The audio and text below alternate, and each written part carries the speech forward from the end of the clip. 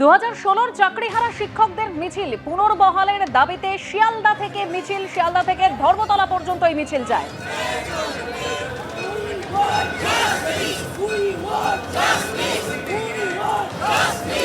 আমরা রাসমণি বলছেন যাব, অন্যথায় আমাদের এই মেট্রো চ্যানেল এখানে আমরা অবস্থানে বসবো, নইলে যে কালমি মিটিং পয়েন্ট বলেছি ওখানে বসবো। আপনারা আমাদের অভিভাবক মাতা পিতা, যদি আপনারা মারেন আমরা মার খাবো, আমরা মার খাবো, আমরা দাবি তো অন্যায়, আমরা মার খাবো। ঠিক আছে, আসুন আমরা দেখছি, আমরা মার খাবো। পুলিশের পক্ষ থেকে কি? পুলিশ বলছে হাইপোথেটিক্যাল বলবেন না, মুখ্যমন্ত্রী বসতে পারে, লিখিত দিক মাননীয় মুখ্যমন্ত্রী এই সমস্যা সমাধানের জন্য লিখিত দিক, তিনি প্রেস বিবৃতি দিক, তিনি আসুক আমাদের এখানে। আমরা বিজেপির লোক, আমরা বিজেপিকে এনেছি, আমাদের রক্তে বিজেপি এসেছে। মুখ্যমন্ত্রী তিনি আমাদের কাছে আসুক সমস্যা সমাধানের জন্য, শিক্ষামন্ত্রীকে নিয়ে আসুক, ব্যাস সমস্যা সমাধান, নইলে আমরা এখানে বসবো। আসছি পরের খবরে। রক্তদান শিবিরের উপর জারি করা নিষেধাজ্ঞাকে চ্যালেঞ্জ করে কলকাতা হাইকোর্টে মামলা করল লাইফ কেয়ার ব্লাড ব্যাংক। এ নিয়ে রাজ্য সরকারের থেকে রক্ত সংক্রান্ত তদন্তের তথ্য তলব করেছেন বিচারপতি কৃষ্ণ রাও। 14 আগস্টের মধ্যে রিপোর্ট দিতে হবে। অন্যদিকে দুর্গাপুরে টাকার লোভ দেখিয়ে স্কুল পড়ুয়াদের রক্তদান করানোর অভিযোগে 3 জন গ্রেফতার হয়েছে। যে রক্ত মুমূর্ষ রোগীর প্রাণ বাঁচাতে পারে, সেই রক্ত নিয়েও অসাধু কারবার। যে রক্তের জন্য হন্যে হয়ে দুয়ারে দুয়ারে ঘুরতে হয় রোগীর পরিজনদের, টাকার লোভে সেই রক্ত পাচার। বেসরকারি ব্লাড ব্যাংকগুলির বিরুদ্ধে উঠেছে এমন মারাত্মক অভিযোগ। তার প্রেক্ষিতে রাজ্য সরকারের কড়া পদক্ষেপ নিয়ে এবার জল গড়ালো আদালতে। রক্তদান শিবির থেকে রক্ত সংগ্রহের উপর স্বাস্থ্য ভবনের জারি করা নিষেধাজ্ঞাকে চ্যালেঞ্জ করে দায়ের হলো মামলা।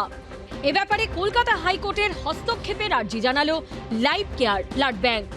অগাস্ট মাস যেহেতু একটি ভীষণ ইম্পর্টেন্ট ব্লাড কালেকশন মাস, আমাদের 15 আগস্টের আশেপাশে অনেক ব্লাড ডোনেশন ক্যাম্প হয়, এটা বন্ধ করে দেওয়া মানে একটা মানুষ সৃষ্টি করা ব্লাড ক্রাইসিস তৈরি হয়ে যাওয়া। এই ম্যানমেড ব্লাড ক্রাইসিসটা পয়েন্টটাই আমরা আদালতের কাছে তুলে ধরেছিলাম, যেটার আর্জেন্সি প্রথমেই জজ সাহেব কনসিডার করেছিলেন 4 তারিখে, যে কারণে মামলাটি আজকে আর্জেন্ট বেসিসে রাখা হয়।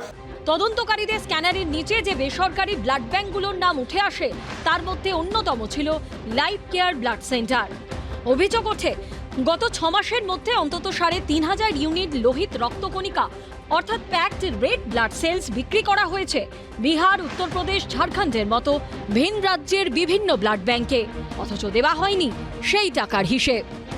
এই ঘটনা তদন্তে নেমে লাইফ কেয়ার ব্লাড সেন্টার সহ 11টি ব্লাড ব্যাংকের উপর গত 1 আগস্ট থেকে নিষেধাজ্ঞা জারি করে স্বাস্থ্য ভবন।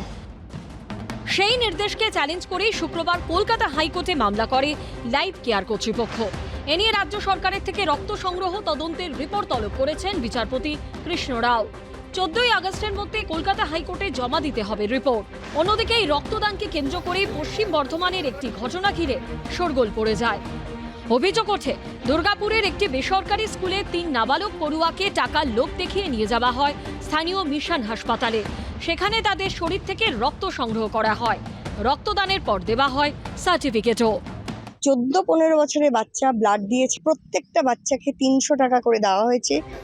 এর তদন্তে নেমে গ্রেপ্তার করা হয়েছে ওই স্কুলেরই প্রাক্তন পড়ুয়া দেবপ্রিয় চক্রবর্তীকে। যারা ব্লাড দেয় আমাকে বলেছিল যে কোনো ছেলে আনতে পারিস, তাকে খাবার দেওয়া হতো, আসা যাবার ভাড়া দেওয়া হতো, আর সাথে করে 500 কি 600 টাকা দেওয়া হতো। পাশাপাশি অন্য 2 অভিযুক্ত স্থানীয় তৃণমূল কর্মী অমিত প্রসাদ ও দুর্গাপুর মিশন হাসপাতালের বাইরের একটি দোকানের কর্মী মোহাম্মদ হাবিবুরকেও গ্রেপ্তার করে দুর্গাপুর থানা। তো কেউ জিজ্ঞেস করেছে যে দাদা আমাদের একটু হেল্প করুন, তো ওই যে ছেলেগুলো এসছে ওরা নাকি ওকে বলেছে তখন যদি কারো রক্ত লাগে আমাদেরকে বলো, আমরা ক্লাব থেকে ব্যবস্থা করে দেবো। এবার ক্লাব থেকে ব্যবস্থা, ও জানে যে ক্লাব থেকেই ব্যবস্থা করবে। কি ছেলেগুলোকে বলেছে যে ভাই রক্ত লাগবে, দিতে পারবি? এবার বলেছে হ্যাঁ দেবো। পুলিশ সূত্রে খবর, রক্তদানের নামে আসলে রক্ত বিক্রির কারবারের পেছনে আর কারা জড়িত রয়েছে খতিয়ে দেখা হচ্ছে। সৌভিক মজুমদার ও মনোজ বন্দ্যোপাধ্যায়ের রিপোর্ট, এবিপি আনন্দ। এবিপি আনন্দ, এগিয়ে থাকে, এগিয়ে রাখে।